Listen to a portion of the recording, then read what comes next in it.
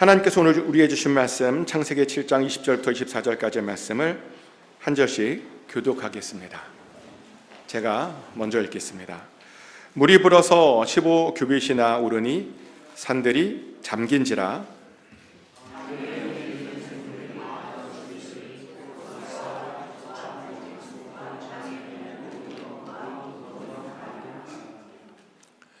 육지에 있어 그 코에 생명의 기운이 숨어 있는 것은 다 죽었더라.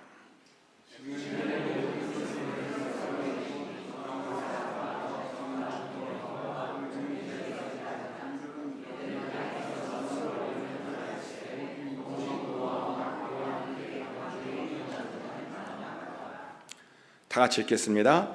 물이 150일을 땅에 넘쳤더라. 아멘. Please be seated. 하나님의 평안이 이 시간 여러분 심령 가운데 함께 하시기를 예수 그리스도 이름으로 축복합니다. 오늘 우리는 우리의 사랑하는 형제 자매들에게 세례를 베풀었습니다. 그런데 이 세례에는요 아주 중요한 의미가 있다라고 하는 것 아십니까? 세례는 어떤 의미가 있냐면 세례는 거듭남을 상징합니다. 그래서 세례는 그 세례자로 하여금 새로운 피조물로 다시 태어나게 해주어서 다시 한 번의 기회를 갖게 해줍니다. 근데 그런 귀한 세례를 오늘 무려 4명이나 받았고요. 또 1명은 그것을 확인하는 입교를 했습니다. 그러다 보니 아주 기대가 됩니다. 하나님께서 이렇게 새롭게 주신 그 기회가 어떻게 쓰임받게 될지 정말 기대가 됩니다. 근데 보면요, 우리 하나님께서는 이렇게 다시 한번 기회를 주시는 것을 굉장히 좋아하신다는 것을 우리가 알게 됩니다. 얼마나 좋아하냐면 오죽하면 이 지구에도 다시 한번 그렇게 기회를 주었겠습니까? 지구가요 기회를 얻었습니다. 노아의 홍수 때의 지구도요 사실은 다시 한번 기회를 얻었습니다. 학자들에 따르면 노아의 홍수는 단순한 홍수가 아니라고 말합니다. 이 노아의 홍수는 하나님께서 지구에게 세례를 베풀어 주신 것이라고 말합니다. 그래서 지구를 재창조해서 거듭나게 하신 거랍니다. 그렇게 이 지구에게도요 다시 한 번의 기회를 주신 것이랍니다. 실제로 우리가 창세기 1장과 이 노아의 홍수를 이렇게 비교해 보면요, 이 노아의 홍수가 확실히 하나님의 재창조였음을 우리는 확실히 알게 됩니다. 하나님께서 첫째 날에 빛을 창조하시고 둘째 날에 궁창이라고 하는 것을 창조하셨죠. 근데 그 궁창을 창조하실 때요 하나님께서 물을 사용하셨습니다. 원래 궁창이 창조되기 이전의 물은요 땅과 막 섞여서 혼돈 가운데 있던 어떤 것이었습니다. 그런데 하나님께서 그 물들을 나누시더니 그 또 물을 둘로 구분하시더니 그 사이에 궁창을 만드셨습니다. 그리고 셋째 날에는 그 궁창 아래에 있는 물들만 따로 다시 한 곳으로 모이시더니 거기에서 땅을 만드셨습니다. 이렇게 물을 분리하고 그래서 궁창을 만들고 물을 모아서 땅을 만드셨습니다. 근데 놀라운 것은 뭐냐면 이 노아의 홍수 때에는요 하나님께서 이렇게 분리된 물들을 다시 섞어 버리셨다는 겁니다. 실제로 홍수가 일어나는 장면을 보면요 밑에서 기품의 샘들이 터져 올라왔다라고 나옵니다. 또 하늘에서는 하늘의 창문이 열렸다라고 나옵니다. 그렇게 하늘과 땅을 구분지었던 그 물들을요 하나님께서 노아의 홍수 때에 다시 섞어 버리신 겁니다. 이게 무슨 말이냐면 다시 창조 그 이전의 시대로 되돌려 버리신 겁니다. 그러더니 홍수가 시작된 지 거의 1년 만에 다시 천천히 그 물들을 구분시켜 주시죠. 그리고 그랬더니 다시 땅도 드러날 수 있었던 겁니다. 이렇게 하나님께서는요 노아의 때에 다시 세상을 재창조하셨습니다. 근데 그때 하셨던 그 재창조는요 첫 번째 창조와는 조금 다르긴 했습니다. 왜냐하면 이 두 번째 창조 때는 첫 번째 창조 때 있었던 것들을 다 멸하시지 않으시고 어떤 것들은 그냥 보존하셨던 것도 있었기 때문이죠. 실제로 노아의 방주에 탄 존재들은요 그대로 보존되었습니다. 방주에 타고 있었더니 그들 모두 그 심판을 면할 수 있었습니다. 그래서 그들도 사실은 지구와 함께 같이 다시 한 번의 기회를 얻을 수 있었습니다. 근데 사실 이 부분이 우리들에게 아주 큰 도전을 줍니다. 많은 사람들이 그래요. 이 세상이 너무 안 좋다고 말합니다. 그래서 곧 심판이 올 것 같다라고 말합니다. 그러다 보니 너무 무섭다라고 말하죠. 그런데요, 이런 무서운 세상에서 사실은 잘 살아남는 방법이 있습니다. 어떤 방법이냐면 방주에 잘 타고 있으면 됩니다. 왜냐하면 방주에만 타고 있어도요, 그냥 우리가 물에 빠지지 않을 수 있기 때문이죠. 근데 이 방주가 상징하는 것이 있죠. 뭐냐면 바로 교회입니다. 그래서 우리들이요, 이 험한 세상에서 잘 살아남으려면 일단 교회 안에 잘 있으면 됩니다. 교회 안에 있지 못하면 우리가요, 절대로 살아남을 수가 없는 겁니다. 근데 정말 다행히도 노아의 가족들과 동물들은요, 그 방주에 잘 타고 있었습니다. 그리고 그래서 구원받을 수 있었습니다. 근데 노아는요, 보니까 구원만 받은 것이 아니더라고요. 노아는 이런 약속도 받았답니다. 창세기 9장 1절부터 2절까지의 말씀이죠. 하나님이 노아와 그의 아들들에게 복을 주시며 그들에게 이르시되 생육하고 번성하여 땅에 충만하라. 땅의 모든 짐승과 공중의 모든 새와 땅에 기는 모든 것과 바다의 모든 물고기가 너희를 두려워하며 너희를 무서워하리니 이것들은 너희의 손에 붙였음이니라. 아멘. 하나님께서 노아에게 뭐라고 명령하시냐면 생육하고 번성하고 땅에 충만하라고 명령하시고 약속해 주셨습니다. 근데 이 약속은요, 사실 굉장히 중요한 약속인데요. 왜냐하면 이 약속은요, 어떤 약속이냐면 놀랍게도 원래 아담이 하나님께 받았던 그런 약속인데 지금 노아가 똑같이 그 약속을 받았다는 겁니다. 하나님께서는 이 세상을 거듭나게 하시더니 노아에게도 똑같이 아담에게 하셨던 그 약속을 다시 동일하게 해주신 겁니다. 그러며 인류도 다시 한번 거듭나게 하신 겁니다. 인류에게요, 다시 한번 기회를 주셨다는 겁니다. 근데 이 부분에서 많은 분들이요, 사실은 이런 의문을 가지고 있습니다. 왜 하나님께서는 이렇게 우리에게 또 다른 기회를 주신 것일까? 사실 그냥 엎어버리는 것이 훨씬 더 나은 것은 아니었을까?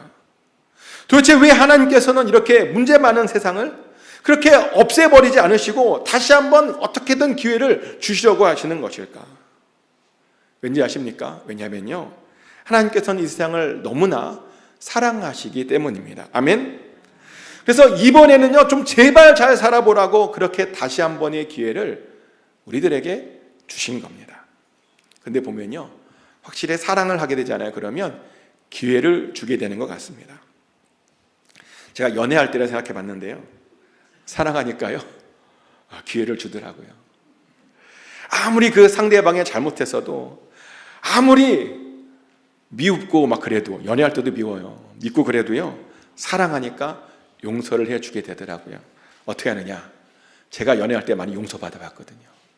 제가 용서해 준 게 아니라 제가 용서받아봤습니다. 아무래도 아내가 저를요, 저보다 더 많이 사랑하는 것 같습니다. 하지만 사랑이 없어지면 더 이상 기회를 주지 않습니다. 그냥 헤어지고 끝내버리죠. 근데 다행히도 하나님께서는 우리들을 너무너무 사랑하셨습니다. 그래서 우리들에게 그렇게 다시 한 번의 기회를 주셨던 겁니다. 근데 하나님께서는요, 보니까 그때만 그렇게 기회를 주신 것이 아니죠. 우리들을 계속 사랑하셔서 그때 이후로 계속 우리들에게 기회를 주시고 계십니다. 예를 들어서 아브라함도요, 보니까 다시 한 번의 기회를 받았습니다. 원래 아브라함은요, 하나님께서 아들을 주시지 않으니까 아들 얻는 것을 포기했었습니다. 그냥 자신의 집에서 기른 이 엘리에셀을 자신의 양제로 삼겠다라고 그렇게 하나님께 말했었습니다. 근데 그것은요, 사실은 하나님의 계획을 무시하는 거였습니다. 그것은 하나님의 계획을 거부하는 것이었습니다. 그런데 그런 놀라운 것은 뭐냐면, 그렇게 그가 거부하고 무시했음에도 불구하고 하나님께서 그 아브라함을 용서해 주시더라는 거죠. 그리고 심지어 이런 약속도 해주셨습니다. 창세기 15장 4절 말씀인데요. 여호와의 말씀이 그에게 임하여 이르시되 그 사람이 내 상속자가 아니라 내 몸에서 날 자가 내 상속자가 되리라 하시고 아멘. 하나님께서 약속하시길 아브라함의 몸에서 나온 상속자가 있을 것이랍니다. 그러니 그 상속자를 기다려 보랍니다. 그래서 아브라함이요 그 말을 듣고 또 참고 기다립니다. 그런데 그렇게 참고 기다렸는데 또 아무런 일도 일어나지 않았습니다. 그래서 그냥 하갈을 첩으로 얻어서 또 이스마엘을 그냥 낳아버리죠. 그리고 그렇게 그 이스마엘을 자신의 상속죄로 삼고 끝내버리려고 했습니다. 아브라함이요 이렇게 건방졌고요, 이렇게 사실은 믿음이 없었습니다. 그래서 사실은 하나님께서요 그런 아브라함의 모습을 보고 포기하시는 것이 맞습니다. 이스마엘을 그냥 아들로 삼아라 라고 말하고 그냥 그렇게 끝내버리는 것이 맞았습니다. 하지만 보니까 하나님께서 그렇게 하지 않으시더라고요. 그러더니 마침내는 아브라함에게 그 아들 이삭을 주심으로 다시 한번 그에게 또 한 번의 기회를 주셨습니다. 그리고 그랬더니 그가 그렇게 믿음의 조상이 될 수 있었던 겁니다. 그런데요, 그런 모든 것들이 가능했었던 이유가 뭐냐? 하나님께서 그를 너무나 사랑하셨기 때문입니다. 그리고 그래서 그에게 또다시 한번 그렇게 기회를 주셨던 겁니다. 근데 보니까요, 이건 시작에 불과하더라고요. 제 개인적인 생각인데 구약에서 다시 한 번의 기회를 가장 크게 받았던 사람은 뭐니 해도 모세가 아닐까 싶습니다. 원래 하나님께서는 모세가 이스라엘의 지도자로 세워지길 원하셨죠. 그래서 그것을 위해서 모세를요 애굽의 왕궁에서 길렀습니다. 모세에게 모든 애굽의 학문을 가르쳤습니다. 뭐 정치라든지 언어라든지 역사라든지 철학이라든지 법률과 같은 그런 모든 귀한 학문들을 모세에게 가르쳤습니다. 그러면 이제 곧 그 여왕이었던 그 모세의 어머니가 죽으면 그 모세를 애굽의 왕으로 삼을 계획을 갖고 계셨습니다. 그렇게 함으로 그 이스라엘을 구원하려고 했었습니다. 근데 보니까요 모세가 너무 성급한 거죠. 그때까지 잘 기다리지 못했습니다. 그때가 오지 않았는데도 불구하고 그냥 자기 힘으로 뭔가 스스로 하고 싶어 했습니다. 그러다가 그만 살인사건에 휘말리게 되죠. 그래서 한순간에 애굽의 왕자에서 정말 살인자가 되어버렸습니다. 그래서 모세는요 정말 그 모든 것들을 다 버리고 도망쳐야 했죠. 하나님께서 그 준비하신 그 모든 계획들을 스스로 망가뜨리고 도망가 버린 겁니다. 그래서 모세는요 그 미디안 광야에서 도망자 신세로 살아야 했습니다. 왕이 되는 교육을 받았는데 그럼에도 불구하고 아무것도 하지 못했습니다. 대신 40년 동안 광야에서 정말 양이나 치면서 80세까지 그 광야를 헤매야 했습니다. 근데 놀라운 것은 하나님께서는 여전히 그 모세를 사랑하셨다는 겁니다. 그래서 다시 한번 그에게 기회를 주시게 되죠. 그래서 그를 시내산 떨기나무로 불러주셨습니다. 그러며 하시는 말씀이 이제는 애굽 땅으로 되돌아가랍니다. 가서 이스라엘의 지도자가 되랍니다. 이스라엘을 애굽의 손에서 건져내라고 그렇게 말씀하셨습니다. 그리고 정말 다행히도요 모세가 이번에는 그 기회를 잘 잡았습니다. 40년 전과 다르게 이번에는 실수하지 않았습니다. 성급하지 않았고요 굉장히 신중하게 접근했습니다. 어떤 때는요 너무 신중한 나머지 오히려 때로는 보는 사람이 답답할 정도로 신중하게 접근했습니다. 사람이 완전히 바뀐 겁니다. 그리고 그렇게 바뀌고 났더니 모세는요 이스라엘의 진짜 리더가 될 수 있었습니다. 그래서 정말 안전하게 이스라엘 백성들을 다 이끌고 그 약속의 땅으로 출발할 수 있었습니다. 근데 하나님께서는요 한 개인에게만 그렇게 다시 한 번의 기회를 주시는 것이 아니더라고요. 하나님께서는 보니까 한 공동체에게도 다시 한 번의 기회를 주십니다. 그 예가 성경에 나옵니다. 이스라엘이 가나안 땅에 정착하고 나서 왕을 세우며 사는 것까지는 좋았는데 그들은 점점 더 살면서 하나님을 신경 쓰지 않고 하나님을 잊어버리게 됐습니다.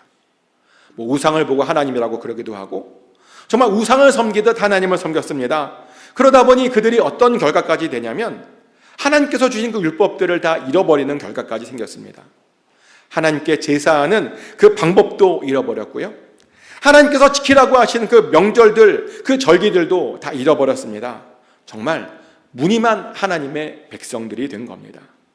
그래서 결국에는 하나님께서 그 무늬만 하나님의 백성이었던 그 이스라엘을 심판하시게 되죠. 북이스라엘은 아수르의 손에 넘기셨고요, 남유대는 바벨론의 손에 넘겼습니다. 그래서 완전히 망하게 하셨습니다.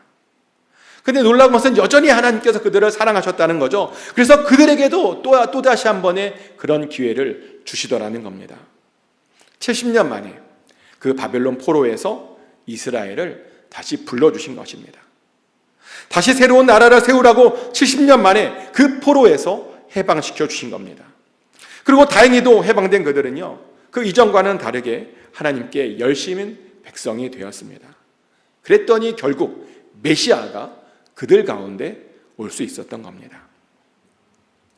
또 신약에서도요, 다시 한번 기회를 받아서 성공한 사람이 나옵니다.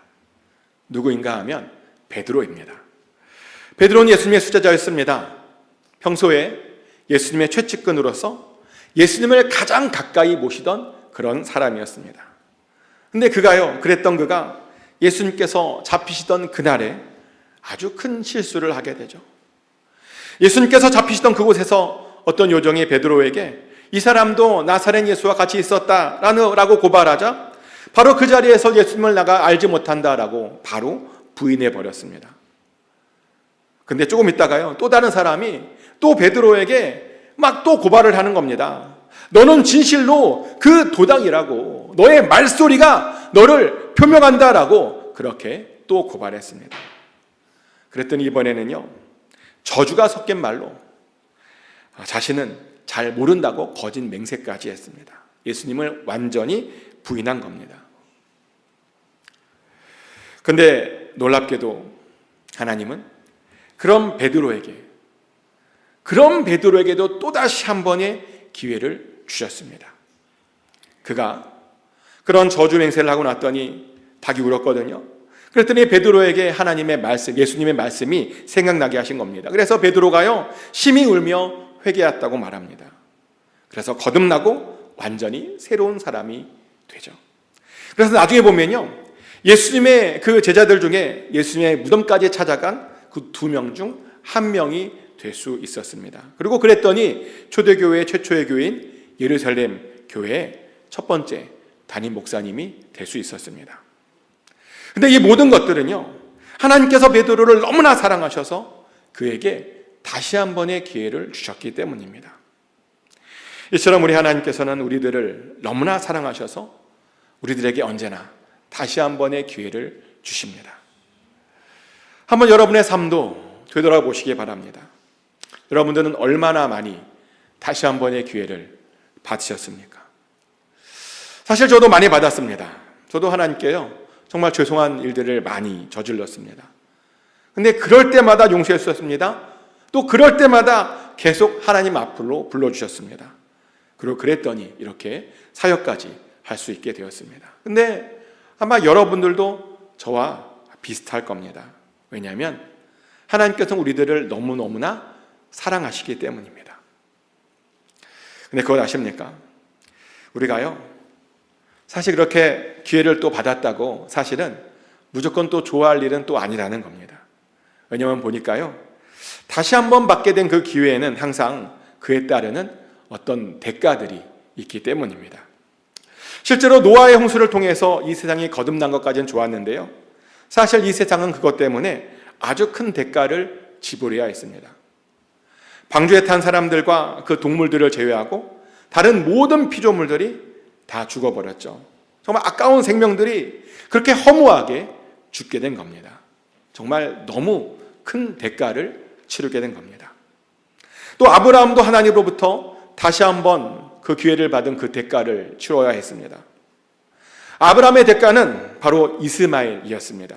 그래서 역사를 보면요, 이스마엘 후손들이 이스라엘 자손들을 얼마나 많이 괴롭혔는지 모릅니다. 그리고 사실은 지금까지도 이스마엘 후손들이 유대인들을 괴롭히고 있죠. 요즘 중동에서 일어나고 있는 모든 일들이요, 사실은 계속 그런 역사의 계속 연장선입니다. 또 보니까 모세도 대가를 치러야 했습니다. 그렇게 똑똑했던 모세였는데요, 광야에서 한 40년 살다 보니까 말이 어눌해졌습니다.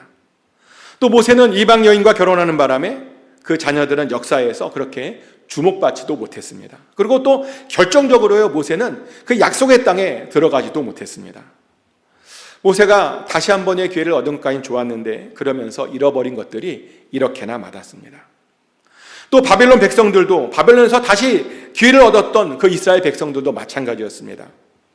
이스라엘이 바벨론에서 다시 온 것까지는, 그래서 기회를 얻은 것까지는 좋았는데요, 하지만 그러면서 사실은 그들은 자신의 성전들이 완전히 파괴된 것을 그냥 보아야만 했습니다.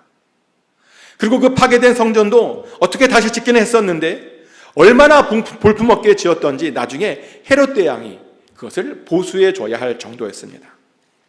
그뿐만이 아니었습니다. 그들이 다시 기회를 얻는 그 과정 중에 이방인을 부인으로 얻었던 그 사람들은 그 부인들과 자녀들과 생이별을 해야 했고요, 그러면서 또 자신의 형제들인 사마리아 사람들과는 적대적인 관계가 되어야 했습니다. 그리고 또 더 안타까운 것은 그들이 돌아온 것까지는 좋았는데 제대로 된 나라를 세우지 못하고 계속 그렇게 있었다는 겁니다. 한때 마카비 왕조가 잠깐 세워지긴 했는데 그 왕조가 다윗의 자손의 후손이 아니다 보니 사람들에게 인정받지 못했습니다. 또 베드로도요, 또 대가를 지불했습니다. 베드로가 지불한 대가는 그의 리더십이 그렇게 오래 가지 못했다는 겁니다. 실제로 베드로는 너무 일찍 성경의 역사책에서 사라져 버렸습니다. 신약의 역사서인 사도행전을 보면요, 16장부터는 더 이상 베드로가 나오질 않습니다. 한때 예수님의 수제자로서 그렇게 이름을 날렸었는데 갑자기 역사에서 사라져 버린 겁니다. 그리고 저도 대가를 지불했었습니다. 저도 다시 한 번의 기회를 받으면서 사실은 고생을 정말 많이 했습니다. 직선으로 갈 수 있는 길을 자꾸만 돌아가게 되더라고요. 조금만 손해봐도 되는데 막 큰 손해를 보게 하더라고요. 또 자꾸만 사람들에게 당하게 하시더라고요. 그렇게 정말 많은 고생들을 해야 했습니다. 물론 그렇다고 고생이 싫다는 말은 아닙니다. 사실 고생도요, 보니까 나름 어떤 유익들은 있습니다.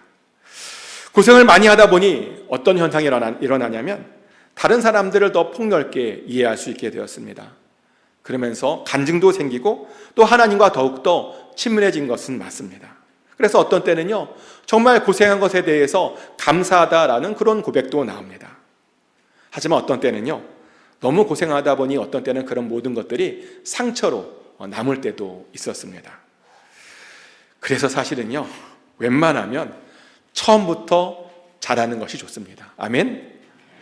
또 기회는 있겠지 하고 대충 하잖아요. 그러면 반드시 그 대가를 우리가 지불하게 됩니다.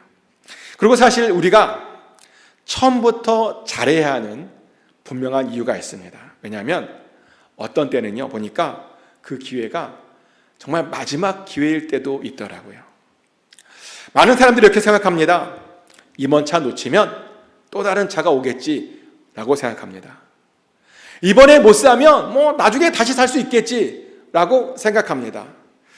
사실 우리가 그래서 그런 생각으로 코스트코에서 못 산 것들이 얼마나 많습니까?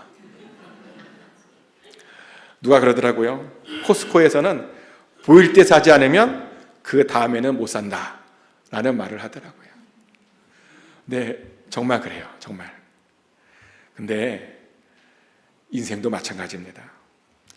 우리에게 기회가 또 주어지면 좋겠지만 그렇지 않을 수 있습니다.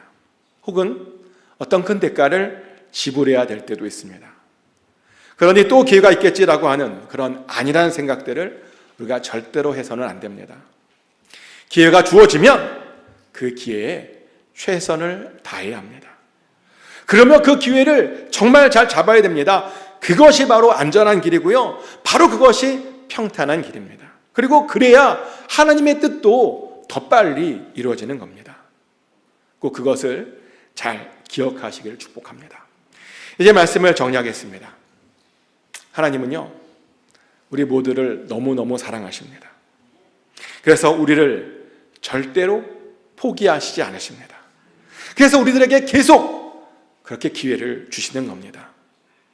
그리고 그 기회를 통해서 어떻게든 우리가 복받기를 원하십니다. 그러며 그렇게 하나님의 뜻도 이루어지기를 원하십니다. 그러니 우리가 해야 할 일은 그 하나님께서 주시는 그 기회를 잘 잡는 겁니다. 그렇게 하나님의 뜻을 이루는 겁니다. 그래야 안전하고 평안한 삶을 살 수 있습니다. 또 그래야 하나님의 뜻이 정말 이 땅 가운데 이루어질 수 있게 되는 겁니다. 축복하는 것은 꼭 그 기회들을 잘 잡으셔서 하나님의 계획들이 꼭 이루어지는데 잘 쓰임받게 되시기를 예수 그리스도 이름으로 축복합니다. 이 시간 다 같이 기도하기 원합니다. 혹시 여러분 가운데 놓친 기회가 있다면 그것이 무엇인지 생각나게 해달라고 기도하십시오. 그리고 하나님께서 주신 기회, 그 기회를 항상 잘 잡게 해달라고 기도하십시오. 그래서 주님의 뜻이 내 삶에 그대로 이루어지게 해달라고, 그 기회를 잘 잡아서 꼭 이루어지게 해달라고 이 시간 다 같이 한 목소리로 기도하겠습니다. 기도합니다. 하나님 아버지, 혹시라도 우리가 놓친 기회가 무엇인지 있다면 하나님 이 시간 깨닫게 하여 주시고 생각나게 하여 주시고 잘 잡게 하여 주시옵소서. 아버지, 이번에 주신 그 기회는 절대로 놓치지 않기 원합니다. 잘 잡아서, 그래서 하나님의 뜻을 이루기 원합니다. 하나님의 뜻이 이 땅 가운데 이루어지는데 아버지, 우리가 쓰임받기 원합니다. 그래서 하나님, 그 길을 잘 잡아서 우리 또한 복을 받을 수 있고 원합니다. 그래서 우리의 삶이 언제나 평탄하고 안전한 그런 삶을 살아가게 하여 주시옵소서. 아버지, 우리는 분별할 힘이 없습니다. 우리가 스스로 아무것도 할 수 없습니다. 그러나 하나님께서 우리에게 분별할 지혜를 주시고 힘을 주신다면 아버지, 이 잡은 기회를 아버지 끝까지 완수할 수 있을 줄 믿습니다. 아버지, 기회를 놓치는 자들이 되지 않게 하여 주시옵소서. 뒤에서 후회하는 자들이 되지 않게 하여 주시옵소서. 오히려 이 기회를 잡음으로 자랑스러운 아버지 그 일들을 아버지 잘 감당케 하여 주시옵소서. 그래서 하나님의 복이 우리의 삶 가운데 넘치게 하여 주시옵소서. 사랑의 하나님, 하나님께서 이 세상을 너무나 사랑하셔서 이 세상에게도 새로운 기회를 주셨던 것을 보았습니다. 그리고 또 세상뿐만 아니라 또 당신의 사람들도 너무나 사랑하셔서 당신의 사람들에게도 계속 새로운 기회를 주시고 있음을 보았습니다. 아버지, 우리가 그 기회를 잘 잡을 수 있기 원합니다. 절대로 놓치지 않기를 원합니다. 그래서 이 기회를 잘 잡음으로 하나님의 뜻이 이 땅 가운데 이루어지게 하여 주시고 우리에게는 하나님의 복이 넘치게 하여 주시옵소서. 아버지, 우리를 언제나 새롭게 하여 주심으로 하나님 안에 머물게 하여 주시옵소서. 감사합니다. 예수 그리스도 이름으로 기도드렸습니다. 아멘.